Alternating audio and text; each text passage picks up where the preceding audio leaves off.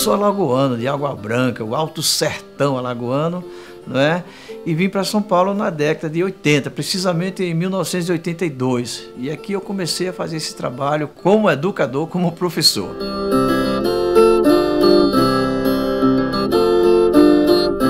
Olha, eu costumo dizer que todo professor é artista, mas nem todo artista é professor. Mas todo professor, por conta das circunstâncias, por conta da qualidade do seu meio de trabalho, ele tem que ser um artista. Artista em todo sentido. Então, quando você fala em artista e professor e educador, para mim é uma coisa só. Porque é que assim, eu precisava ser artista, eu precisava ter alguma estratégia, algum caminho para que eu chamasse a atenção desses alunos. Então é a arte. Já dizia Edgar Morin, não é? A arte e a literatura não devem ser tratadas como uma arte menor na grade curricular.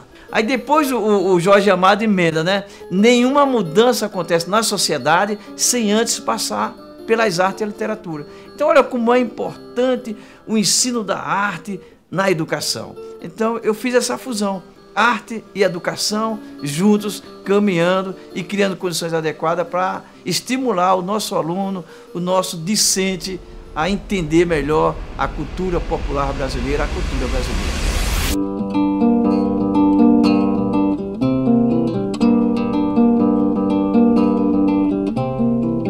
Sou João Gomes de Sá, sou natural de Alagoas, aprendi a fazer poesia para dizer coisas boas. Eu gosto do meu trabalho e um pouco dele espalho para todas as pessoas. Eu não sou um repentista, eu sou poeta de bancada. Depois de muito esforço, a poesia sai rimada. Parabéns ao repentista, o verdadeiro artista da poesia improvisada. Trabalhei na educação pública, principalmente. E na escola sempre falei do saber da nossa gente, da nossa literatura, a importante cultura em contexto consequente. Por isso eu escrevo cordel, texto cênico e poesia. A cultura brasileira me norteia todo dia e às vezes também canto. Eu não gosto de fazer pranto, prefiro mesmo alegria.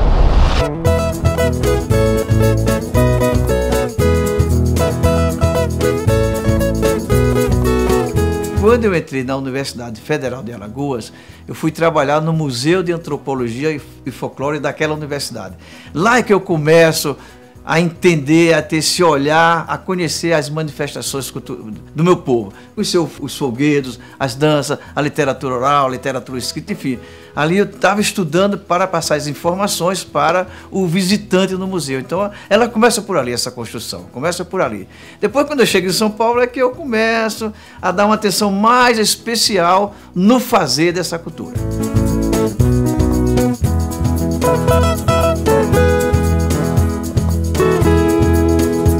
Tudo aconteceu comigo de uma forma bem espontânea, bem natural, né?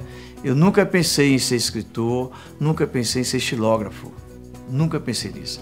Aí o processo de escrita, eu entendo que ela veio exatamente a partir daquelas lembranças minhas da infância, aquela lembrança afetiva, em que eu conheci um poeta, que eu conheci um repentista, que eu conheci um xilógrafo, que eu conheci um artesão. Eu acho que é a partir daí que eu começo.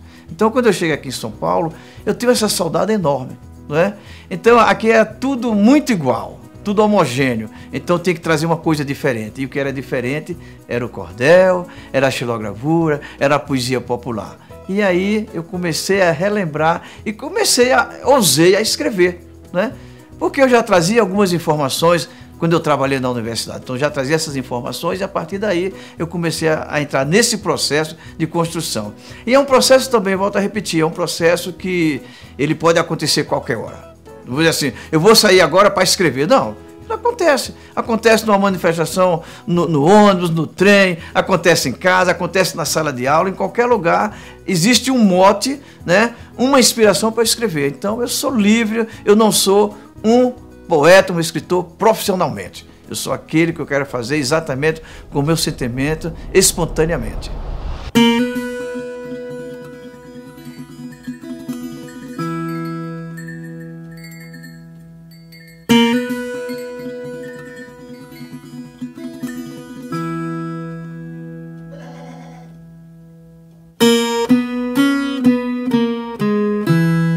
Desde criança vivi numa peleja danada, para fazer uma estrada sem ter pedras no caminho, só com flores, sem espinho, sonho de qualquer menino, um valente nordestino, sem fugir da sua lida. Foi nas estradas da vida que construí meu destino. Andei com muita atenção por vereda e variante, como cavaleiro andante eu vi moinhos de vento. Superei meu sofrimento com astúcia e muito tino. O cordel virou meu hino, a leitura preferida. Foi nas estradas da vida que construí meu destino. Vi aluno e professores buscando o mesmo ideal, a justiça social que foge sempre da gente. Mas quem é forte e valente não comete desatino, faz oração e toca o sino no momento da partida. Foi nas estradas da vida que construí meu destino.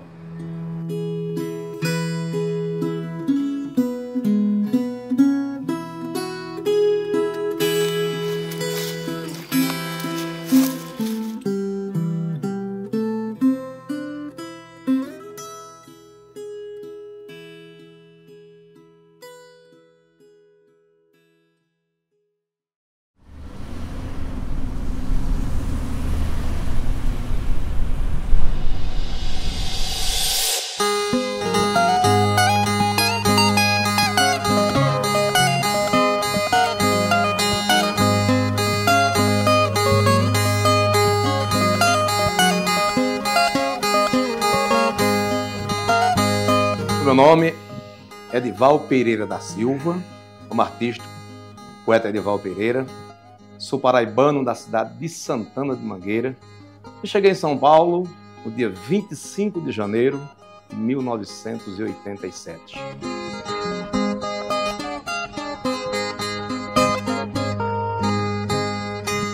Meu nome é Luiz Gonzaga da Silva, nasci na cidade de Monteiro, na Paraíba, dia 19 de março de 50. Cheguei aqui em São Paulo, dia 1º de abril de 79, dia da mentira. Podia ter sido no outro dia, mas achei de cair logo no dia da mentira. E eu detesto mentira. Esse nome Luiz Gonzaga, é como se diz, saiu quase através de uma briga, porque eu nasci dia 19 de março de 50, dia de São José. Minha mãe queria botar José, minha madrinha Luiz Gonzaga, porque o Gonzagão fazia sucesso naquela época no Nordeste, né? Aí eu costumo dizer que as duas saíram na tapa e minha madrinha ganhou, né? Aí já que ela ganhou, foi colocado o nome de Luiz Gonzaga.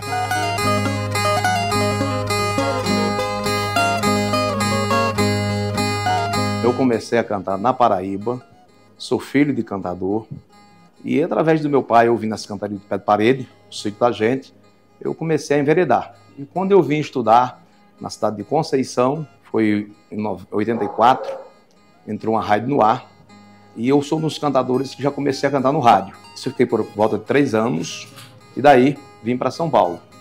Nesse período de São Paulo, fiquei aproximadamente 17 anos parados, sem cantar. Aí fui voltando aos poucos, e hoje eu vivo exclusivamente da viola. Comecei aos 18 anos, já um pouco tarde, mas por razão de doença parei e vim voltar a cantar aqui em São Paulo já com 36 anos. Por isso que eu fiquei um tanto ou quanto separado do mundo do repente, porque a timidez fazia com que eu me separasse. O meu pai, José Guilherme, era repentista, só que local, ele não viajava, como eu também. E tive essa influência dele, né? Daí, ouvindo o nosso Cascavel do Repente, Pinto do Monteiro, Lino Pedra Azul de Lima e outros daquela época, aí foi me inspirando mais. Aí entrei nesse mundo, como eu já falei, parei por razão de saúde e vim voltar nessa época que eu expliquei aqui em São Paulo. Quando em São Paulo cheguei, passei uma grande agonia. A rua estava alagada, toda a cidade chovia. Se eu encontrasse passagem, voltava no outro dia. Eu moro atualmente na freguesia do Ó, na zona norte de São Paulo, mas canto por toda São Paulo. tá? Zona Leste, Zona Norte, Centro, Zona Sul, Zona Oeste. Todos os finais de semana eu estou num local desse fazendo cantoria, lá na periferia, levando a minha viola, levando a minha alegria, a minha cantoria para o nosso povo. Hoje eu mantenho a minha família, a minha viola, falo que a viola é minha empresa e graças a Deus, por mês, entre 12 e 15 cantorias eu faço em São Paulo. Né? Fora as viagens do Nordeste, que sempre em dezembro a gente pega umas férias aqui e viaja para o Nordeste. Né? Eu moro no Heliópolis e sobre o assunto da cantoria é a periferia toda. Onde tiver o local que convide, estarei lá ou estaremos lá, né? Que sempre é a dupla. E muito feliz, graças a Deus, porque o Heliópolis, eu estou ali há mais ou menos uns 45 anos, não tenho nenhuma intriga com ninguém. Cheguei aqui de verdade para eu passar num teste, o meu teste de respeito, de cabra que assim se veste, mas nunca perdi a vergonha que eu trouxe lá do Nordeste. As pessoas como a gente, que veio lá do Nordeste para São Paulo, e a gente faz cantoria de pé de parede aqui, e traz uma referência para eles a respeito do que vivemos lá e que estamos vivendo aqui, que é para a gente não deixar nossa cultura morrer e transmitir para eles sempre o melhor do improviso. Edivaldo colocou muito bem o Nordeste, mas uma coisa que ajuda muito o repentista é uma cantoria com silêncio. E a inspiração vem bem favorável. Só que tem dia que é tão negativo que você olha para a viola e nem se lembra que existe viola. Você não lembra nem o nome dela. Foge tudo. E tem dia que sai com naturalidade que você nem sabe como é que chega tão bem na tua mente para você trabalhar em cima, qualquer assunto. Mas tem dia que é negativo demais.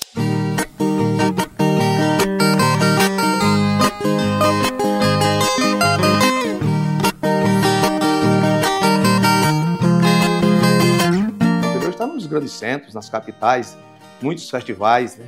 E em casas grandes, os cantadores chegam e se apresentam como outros artistas, né? As festas nordestinas do Nordeste, as festas juninas, hoje todas as festas juninas têm repentista, né? Tem os cantadores se apresentando nos palcos, nos grandes palcos da cantoria, e hoje a cantoria é reconhecida no Brasil e no mundo, porque os repentistas, hoje, eles se atualizaram de uma maneira que são conhecidos como os artistas verdadeiros também, saíram do Nordeste e invadiram o Brasil. Quando eu comecei a cantar, tudo era diferente. Ficava em cima de uma mesa e o povo em nossa frente, e um candeeiro velho queimando a cara da gente. Era lá no sertão quente, naquele tempo passado, um candeeiro na frente, um pingo do lado, e a fumaça do candeeiro deixa o rosto chamuscado.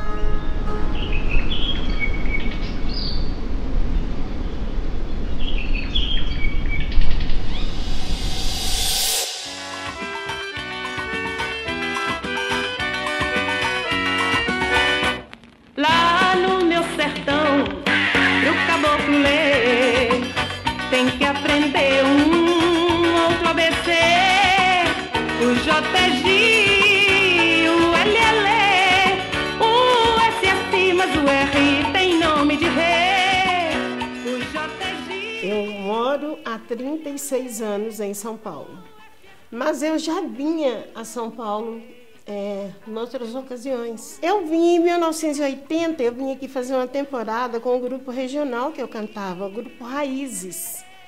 Então a gente tocou na Praça da Sé e participamos de um programa muito importante que chamava Balancê, na Rádio Globo, que quem apresentava era o Faustão. Olha, em 1980, programa de rádio. E aí eu, Montes Claros, cantando, viajei para Brasília, cantando, mas sempre sonhando em vir para Montes Claros, para São Paulo. Em 87 eu vim gravar meu primeiro vinil na Copacabana, quer dizer, a gente gravou independente, mas o Theo Azevedo, meu padrinho artístico, já me levou para Copacabana. E nesse vinil eu gravei alguns forrós, não foi o disco todo de forró. Aí o Theo Azevedo, meu padrinho, chegou para mim e falou: Fatel, você tem que cantar forró. Olha seu disco aí, as melhores músicas é forró. O povo gosta de te ver cantar forró. E comecei a cantar mais forró, tanto que o segundo LP já foi todo forró. Eu tive o orgulho de ter o Dominguinhos tocando comigo, né, em algumas faixas. E a comunidade nordestina, forrozeira, me acolheu de uma forma linda. Ah, mineira, cantando forró. Clara Nunes também era mineira e cantava forró também. E em 91, finalmente, 1989, dia 8 de março, eu saí de Montes Claros, cheguei dia 9 de março em São Paulo, completou agora 36 anos. E pronto, aí começou a luta, cantando na noite, recomecei na realidade, né, cantando na noite. Morei no Grajaú muito tempo, morei no Parque Arariba, minha primeira casinha que eu aluguei, foi lá no Parque Arariba. E enfim, foi até hoje.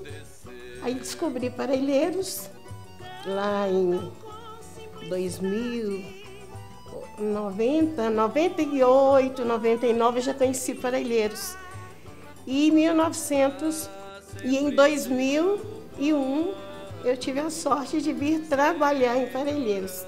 E aqui em São Paulo, pronto. Aí esse meu laço de amizades foi crescendo através do Theo Azevedo, através do próprio Dominguinhos, que eu já conhecia desde lá atrás, no Rio de Janeiro.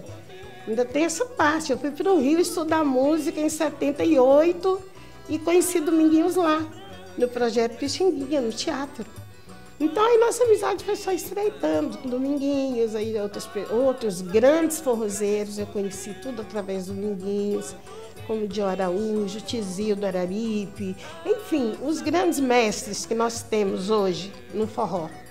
E, claro, coroando com a nossa rainha Anastácia. E assim, e amigos que chegam, amigos novos, eu adoro acolher também novos forrozeiros, né? É assim. É tão bonito quando a gente entende que nunca está sozinho, por mais que pensa estar. É tão bonito quando a gente pisa firme nessas linhas que estão nas palmas de nossas mãos. É tão bonito quando a gente vai à vida nos caminhos onde bate bem mais forte o coração. Bem mais forte o coração, bem mais forte o coração, bem mais forte o coração, bem mais forte o coração.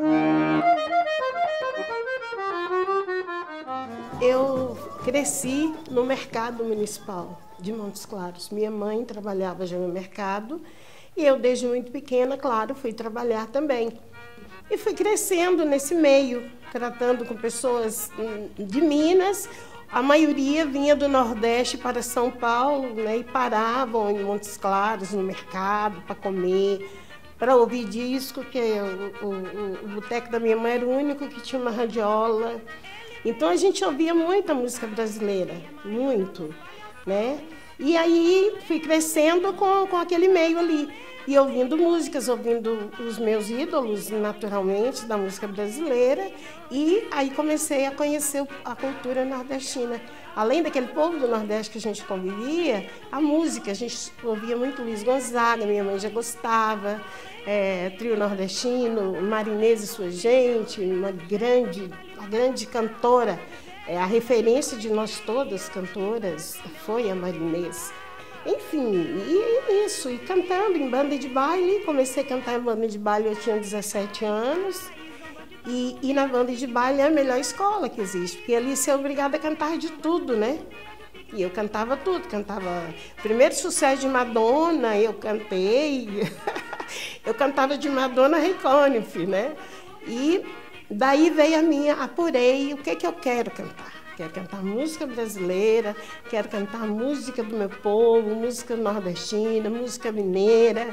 Essa influência toda que eu tenho hoje, que eu desenvolvo, veio tudo ali, daquele meio. do mercado municipal, ali muita comida boa, o cheiro do piqui, era muito piqui, era piqui para todo lado, siriguela. As comidas que minha mãe fazia, que eu adoro cozinhar, vem a influência demais da minha mãe cozinhava muito bem. Então tem tudo isso, além da música, né? Tem essa parte também da culinária que eu gosto demais. E a gente entende que se a galerinha de hoje, da escola que eu vou cantar ali, ou na pracinha, que eu adoro cantar na pracinha, quando eu canto uma música de Luiz Gonzaga, reaviva a memória, ele já ouviu em algum lugar, né? Aí eu canto uma música que eu gravei, eu estou colocando o meu trabalho. Então aquilo vai fortalecendo a nossa memória com a nossa cultura. Porque o que é a cultura, né? Se não for a história de um povo. A cultura popular é a história do povo. Então, o povo jovem tem que saber da sua história.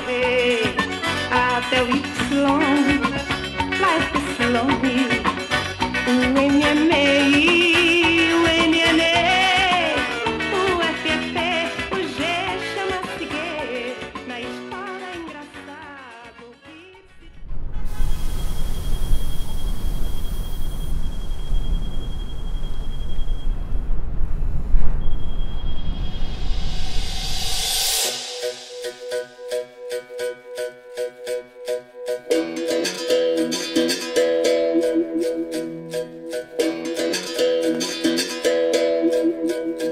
Eu me chamo Ciomara Souza Santos, conhecida nas rodas de capoeira como Mestra Mara.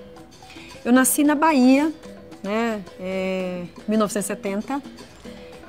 Nasci de 7 meses, né, sou acelerada por nascimento. E vim para São Paulo muito nova, né, vim com 9 meses nascida. Atualmente eu moro no Parque Uirapuru, né? É um bairro de Guarulhos, bem perto do aeroporto. E eu trabalho, tenho alguns trabalhos em Guarulhos, mas também tenho uns trabalhos que não são em Guarulhos. Por exemplo, em São Miguel Paulista, na Vila Curuçá, né? É um dos meus trabalhos.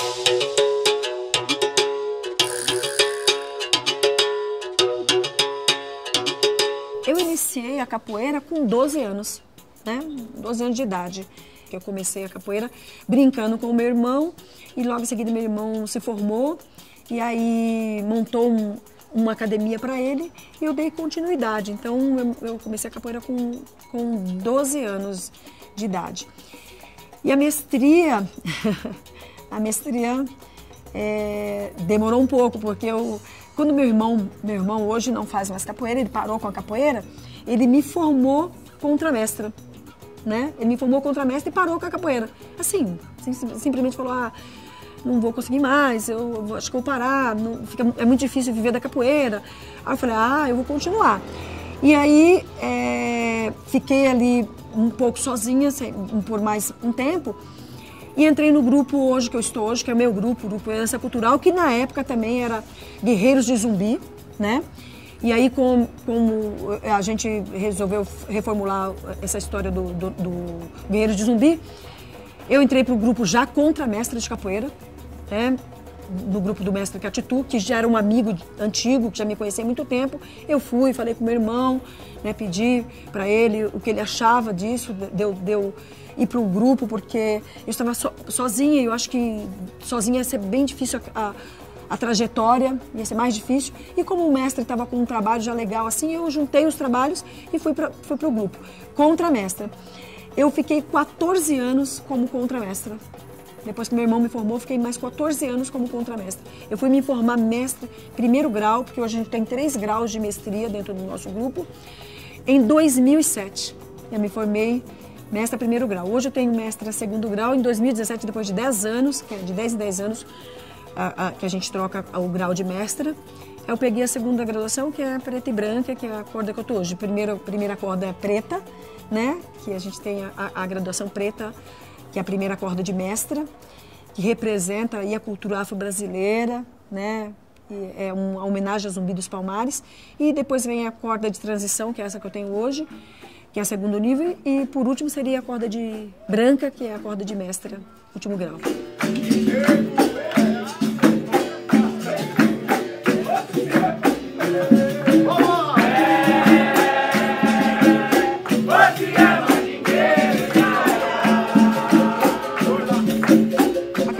Ela tem muitos aspectos a serem trabalhados, contemplados, a gente ter esse aprendizado. A gente, para ser um capoeirista completo, a gente precisa ter um pouquinho de conhecimento de cada aspecto, entender um pouco de cada coisa. Talvez acho que para se formar um mestre precisa disso, né?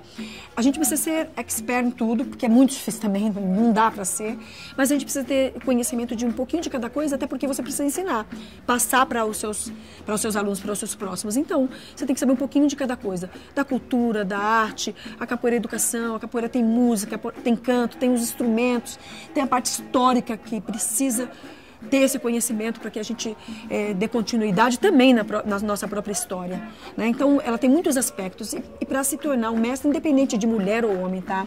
Na verdade, é isso.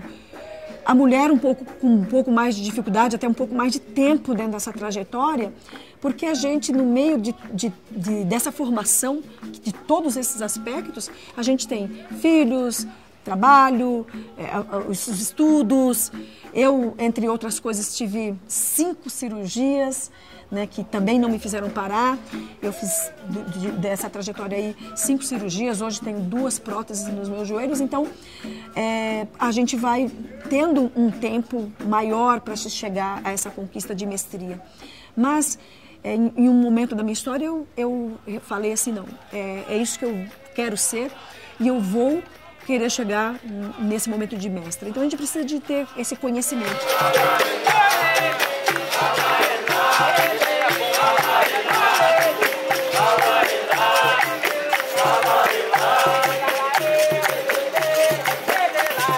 Sempre gostei de estar dentro das competições, porque eu sempre fui atleta de competição, de outros esportes também. Então dentro da capoeira não foi diferente. Eu competi por mais de 13 anos, né? Eu fui campeã paulista, eu fui campeã brasileira de capoeira, eu fui tetracampeã guarulhense de capoeira aqui dentro dos jogos da minha cidade. Essas conquistas aí, porque realmente eu gostava da competição, né? Muitas medalhas, muitas premiações, mas num geral, assim, as conquistas maiores não são essas que estão ligadas somente dentro da roda de capoeira, e sim as conquistas que eu tive enquanto pessoa mesmo, né? Enquanto mulher negra, periférica, e que isso sim é o que talvez me faça estar aqui até hoje, né? Ter me tornado uma mestra foram as conquistas que a capoeira me deu enquanto ser humano, porque dentro da trajetória de uma linguagem que foi tão marginalizada e tão masculina, tão somente dos homens, chegar nesse lugar é uma conquista. Ei, minha Samara, muito obrigado. Ei, minha mesa, seja louvada. Oh, minha mesa, muito obrigado. Ei, minha mesa jogar. Ei, minha mesa jogar. Ei, minha mesa jogar. É bonito demais. É bonito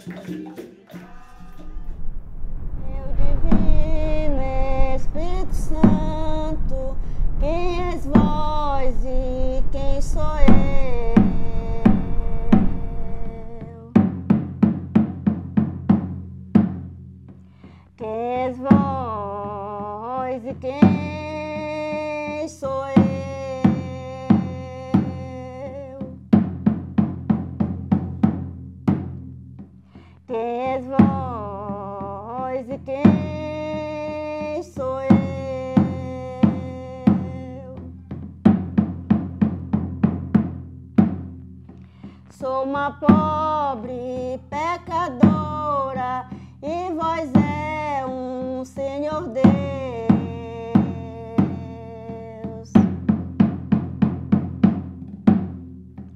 E vós és o Senhor Deus.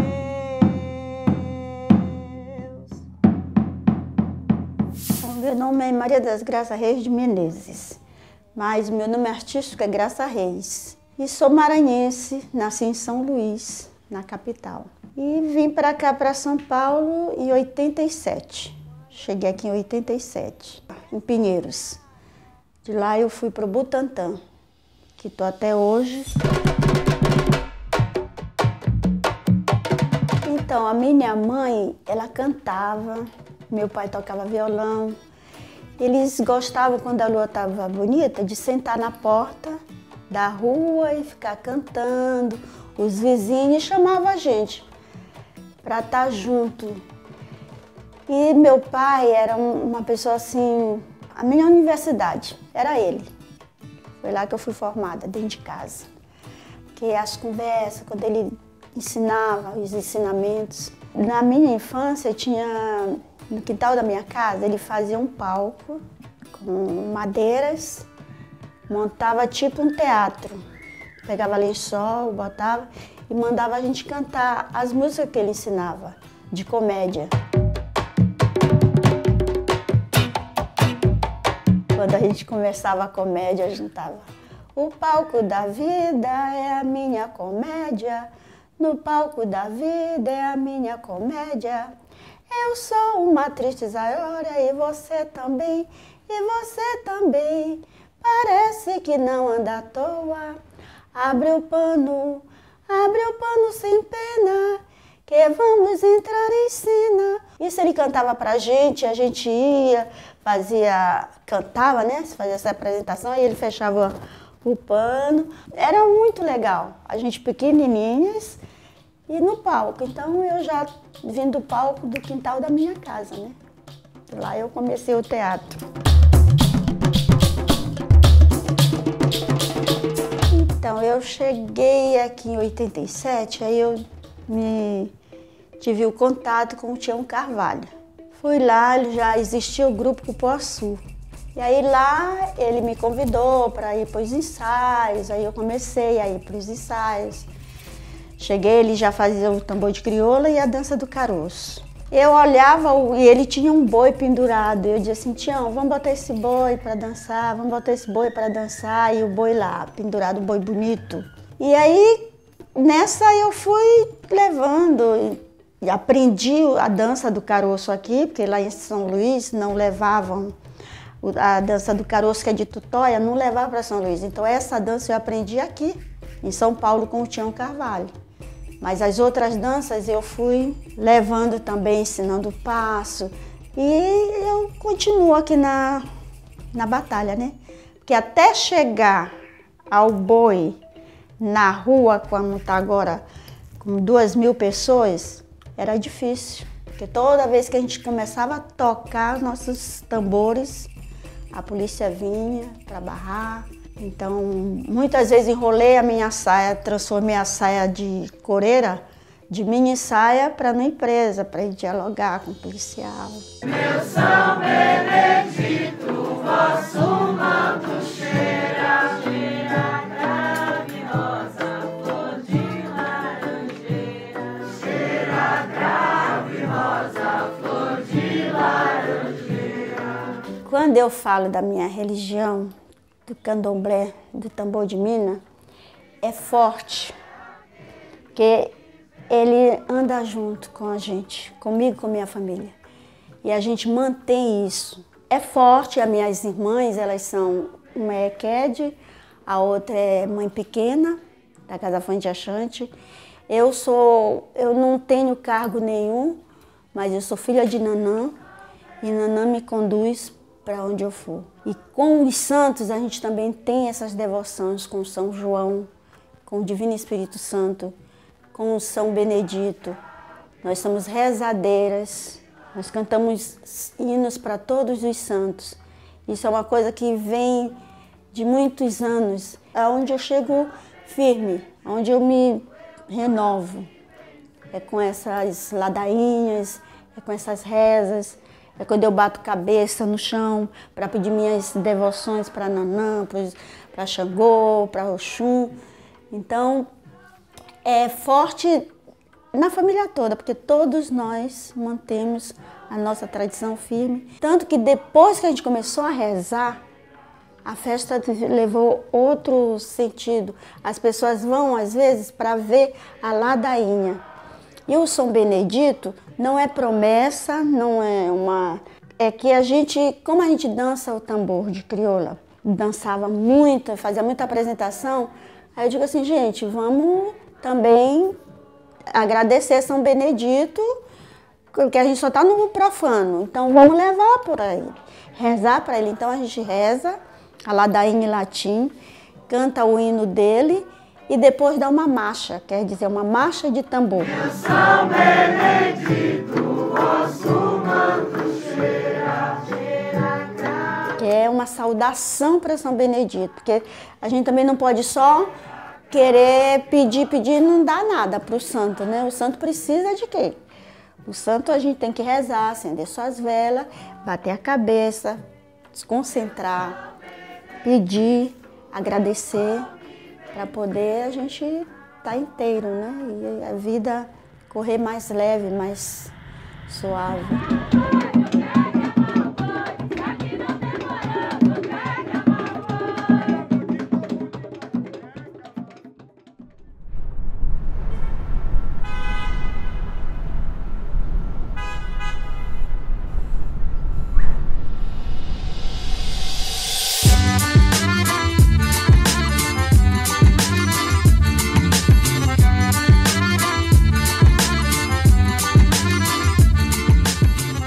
Gilvaldo José de Jesus. Eu nasci na Bahia e cheguei em São Paulo em 1979. E morei na zona oeste de São Paulo. Atualmente eu moro na região da Praça da Sé. Glicério, Parque Dom Pedro, nesse miolo do centro. O que levou a minha família a vir para São Paulo provavelmente é busca de uma vida melhor. Meu pai veio trabalhar com 16 anos aqui e voltou para buscar a família. Fomos vindo de 3 em 3. Né? Aí no final deu 8 filhos. A cidade que eu nasci chama Seabra. Ela fica no interior da Bahia e é uma região que existiam os indígenas tapuias. E eu sou descendente desses tapuias.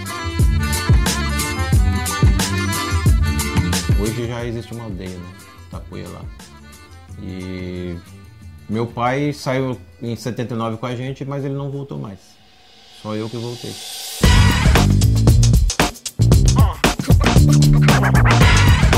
Eu me envolvi no hip hop na época da escola. Os primeiros filmes do Beat Street que passou no cinema foi pra Globo. E aí virou febre nas escolas. As escolas ficavam fazendo batalhas. E aí eu tive acesso ao break. E eu conheci a pichação também. Em 89 eu comecei a fazer também as primeiras experiências com risco, né? Que já seria o grafite mais bruto, né?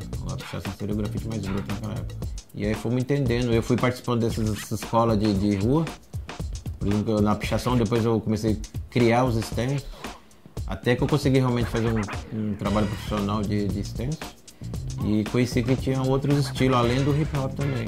E fui indo, né, e me envolvendo com o hip hop, assim. As minhas influências são atitudes de transgressão, então eu ficava vendo Basquiat, Keith Haring. Aqui no Brasil eu ficava vendo o John Hard fazer umas cabeças. Então eram várias pessoas. Sempre ouvia esse tema. As influências da minha família no trabalho entrou a partir de 2006, quando eu viajei para Bahia depois de tantos anos e conheci minha avó, as minhas avós, né? Os meus tios, que eram os irmãos do meu pai, os irmãos da minha mãe também, que cada um trazia alguma coisinha que entrava na minha obra. Eu comecei a perceber, né, que tinha causos, né, que eles falavam, tinha animais que eles falavam, né, fantásticos, animais fantásticos, histórias fantásticas que a minha mãe contava. E isso vinha da avó dela também, sabe? Tinha esses tipos de assuntos deles. Então eu ficava analisando o que isso tinha a ver com a minha obra.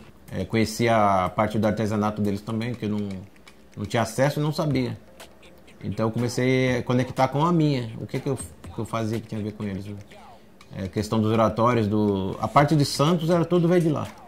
Não foi criada aqui em São Paulo, foi criada a partir da hora que eu conheci eles. Então tudo isso influenciou na minha produção depois para chegar em São Paulo. Já a partir de 2006 tem essas temáticas.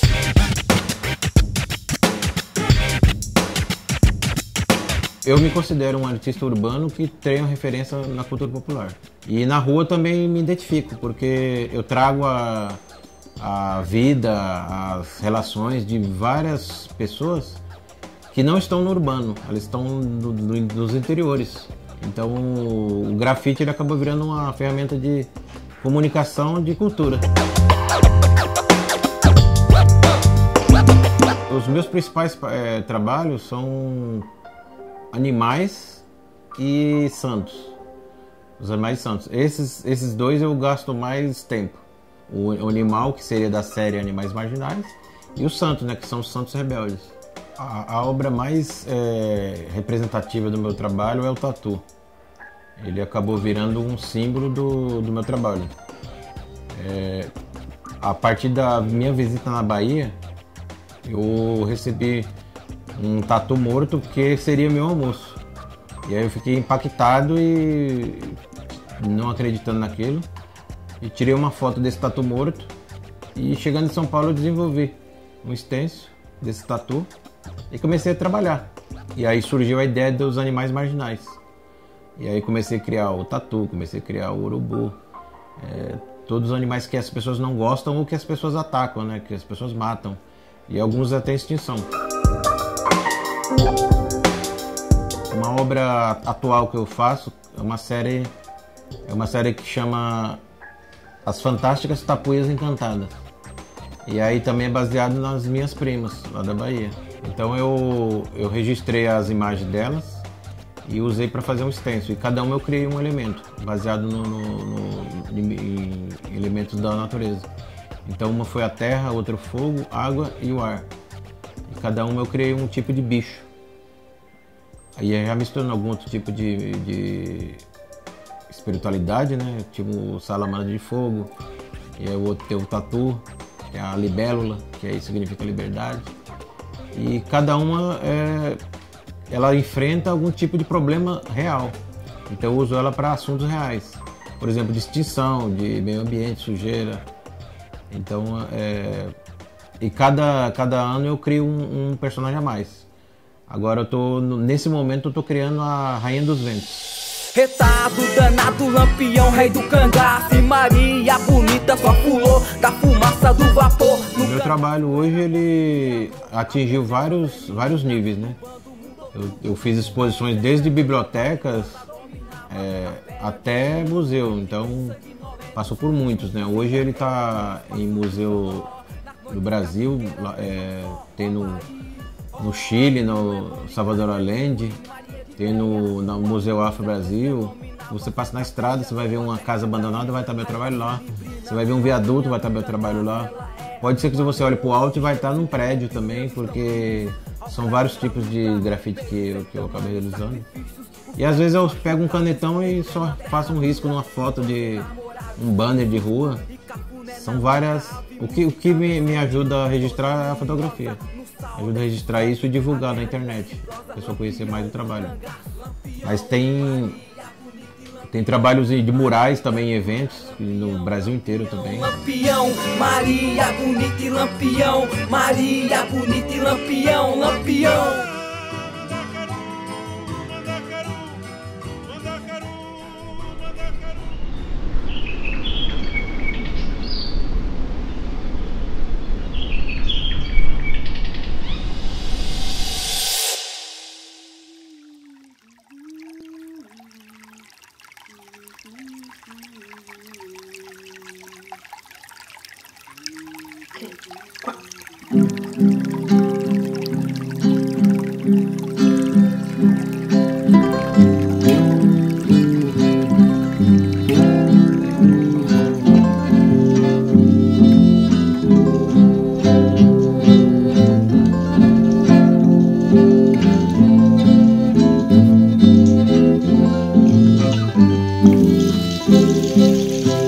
Eu nasci no interior da Bahia, numa cidade chamada Mundo Novo, que fica na região da Chapada Diamantina. Com 4 para 5 anos de idade eu vim para São Paulo. Cheguei aqui no final de 83, início de 84. Morei boa parte aqui desse tempo na região da Zona Oeste.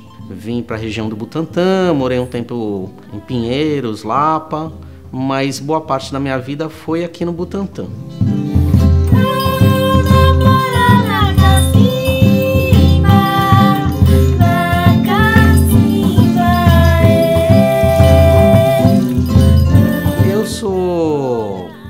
Percussionista, né, de vivência, né? Falo que não é formação, mas é de vivência na cultura popular, porque desde 2000, início de 2000, 2001, eu comecei a me envolver com o universo da cultura popular através do maracatu, né? O maracatu foi uma manifestação que me reconectou às minhas origens, né, ancestrais, nordestinas e tal.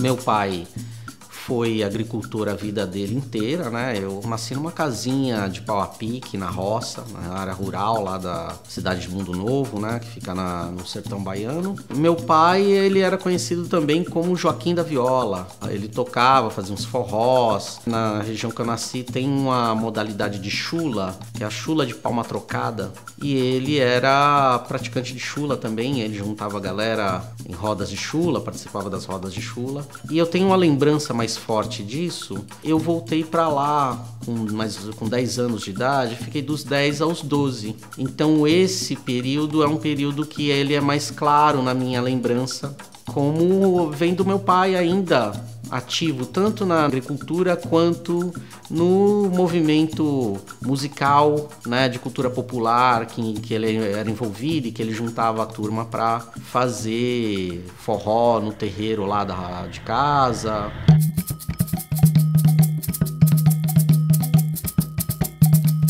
Na minha adolescência, até pelo fato de ter crescido em São Paulo, eu acabei me envolvendo com muitas expressões urbanas, né, culturais. Andei de skate, fui envolvido com o movimento de grafite, pichação, né? Inclusive meu apelido Jet vem dessa época, né? Fiz parte do movimento punk, né, nos anos 90. E só depois disso que eu fui me envolver novamente com a cultura popular através de um movimento que para mim foi um movimento muito transformador para a juventude daquela época, que foi o movimento Mangue Beat. Quando eu conheci Chico Science, Nação Zumbi e os outros grupos expressivos daquela época, né, o Shake Tosado, Mundo Livre S.A., essa galera deu uma mexida na minha cabeça. Então ele mexeu muito comigo e me fez olhar para a diversidade cultural brasileira.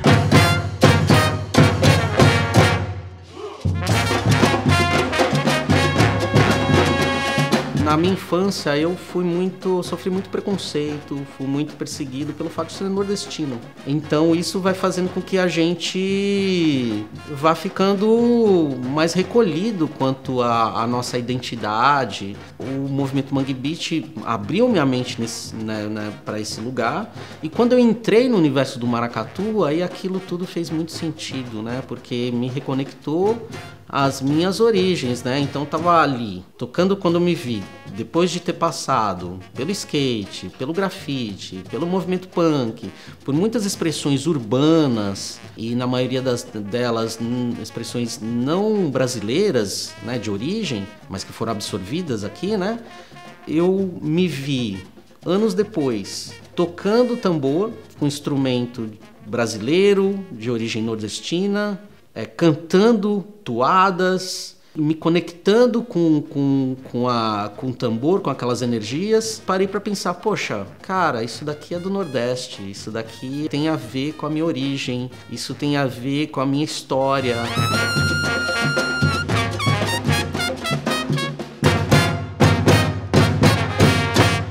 Isso tem a ver com resistência. Então eu comecei a olhar de maneira muito mais profunda todo o significado que o maracatu trazia como uma expressão que estava furando bolhas.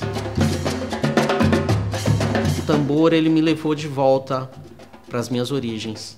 Então, a partir dali, eu fui me reconectando com a cultura popular como um todo, mas principalmente com a minha ancestralidade nordestina, né? Lá no sertão, cabra macho não ajoelha, nem faz parelha com quem é de traição.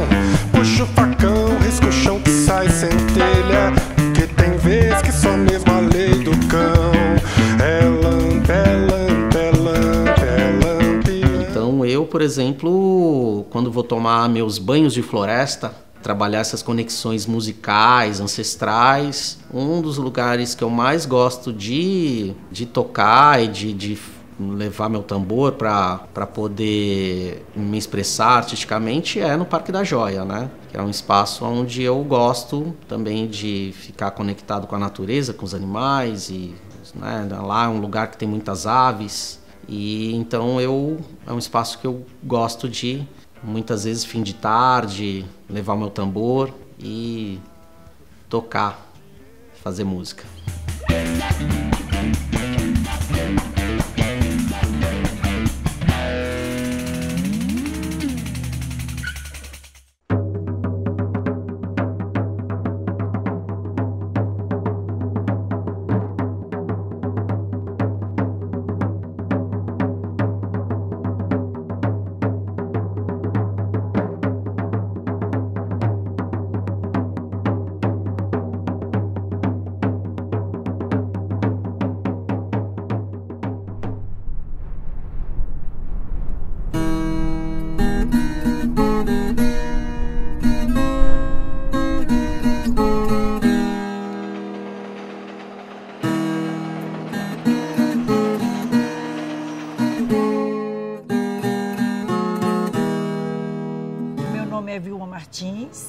Tenho 55 anos, sou pernambucana, nasci em Jaboatão dos Guararapes.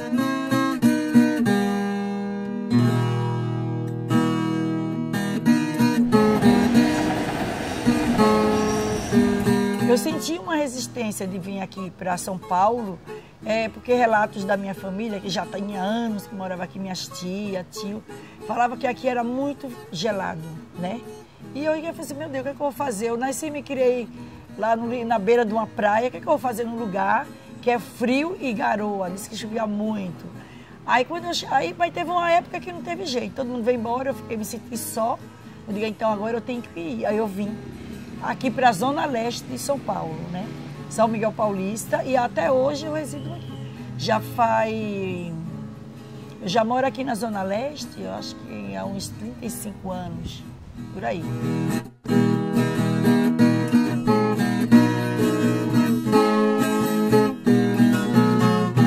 Mas quando eu cheguei aqui em São Paulo, eu fui trabalhar numa loja de roupas, tecido, confecção. Trabalhar também num lugar que também produzia essas roupas lá em Itaquera.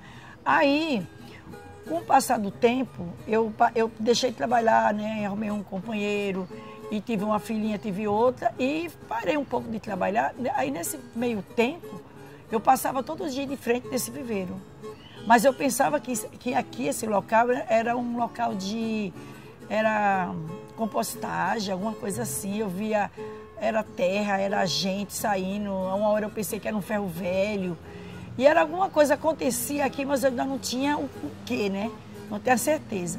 E teve um dia passando, eu vi lá uma menina, estava mexendo na terra, e eu parei para olhar, me chamou a atenção dela tirar de dentro da terra uma coisa assim, cor de laranja, né?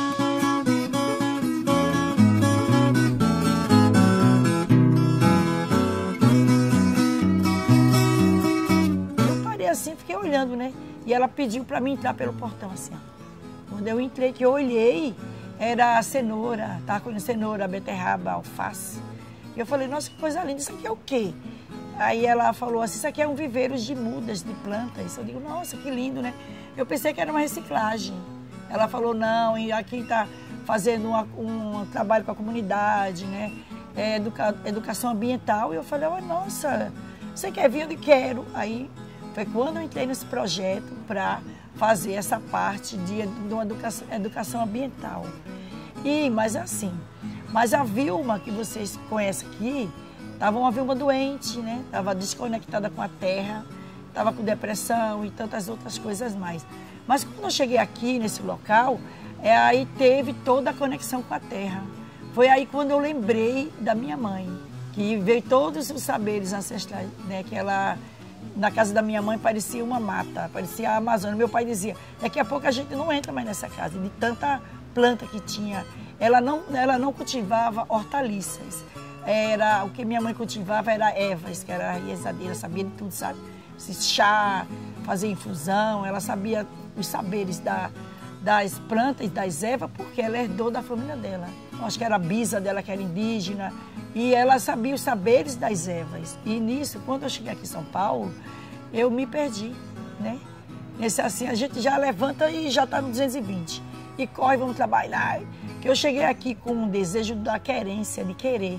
Aí eu queria ter uma casa, queria ter um carro, queria isso, queria aquilo. Mas a gente depois se depara que tudo aquela querência se torna uma coisa assim, vã, né? As Mulheres do Gal é um grupo de agricultura urbana, né? Mulheres que veio com essa querência. Essa querência que eu falei quando eu cheguei aqui em São Paulo e me perdi dela, aqui eu me encontrei com mulheres que tinham uma querência, né? Mas era uma querência de transformar a nossa comunidade. Quando as mulheres são acolhidas aqui, a gente situa ela, né? Que aqui é um local de empoderamento feminino, é um local de política, é um local de resistência. E, minha filha, todos os dias. Todo dia é uma resistência.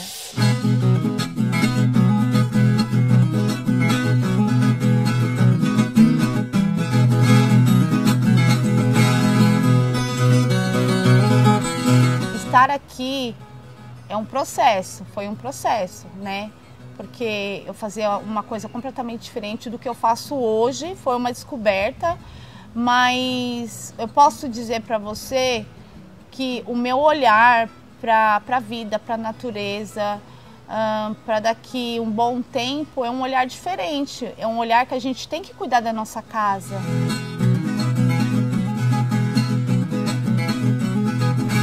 Estou aqui de São Paulo mesmo, nascida e criada em São Paulo.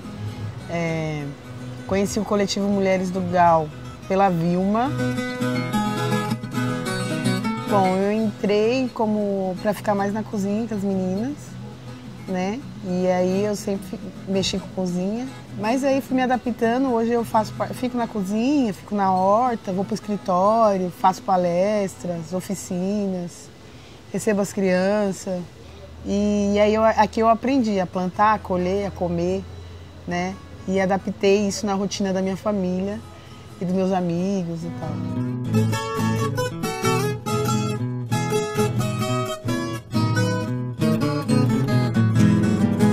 Aqui nós temos, olha que coisa linda. Temos aqui esses saberes das ervas. Eu chamo que isso aqui é um mar de hortelã, que coisa linda. E vem muitas pessoas da comunidade para fazer chazinho para os bebês. Aqui a gente tem essa cultura de colocar plantas assim, olha que coisa linda, mista, né? Diversidade, hortelã. Aí aqui também tem um pé de louro, tem manjericão roxo, tem um ora pronome, tudo junto, porque isso aqui eu acho assim, que é o sistema de cooperativismo, de cooperação, né?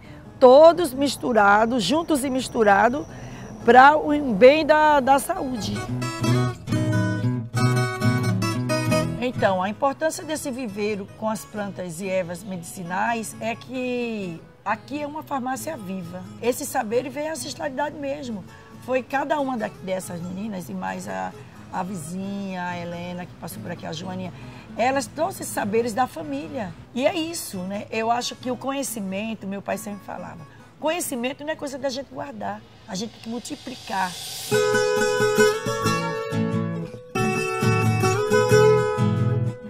Né? A gente, quando chega aqui nos Minérios do Galo, a gente não vem só, é porque ali é um local de agricultura urbana, tem a agricultura orgânica, esse projeto da Horta para a Mesa, tem a parte também que a gente alimenta esse território, as escolas, com o alimento, né, escolar que é escoado, a nossa produção é para os projetos. Mas, acima de tudo isso, é um local de empoderamento, é um local de resistência e de luta, é um local de política. Por quê? Comida também é política.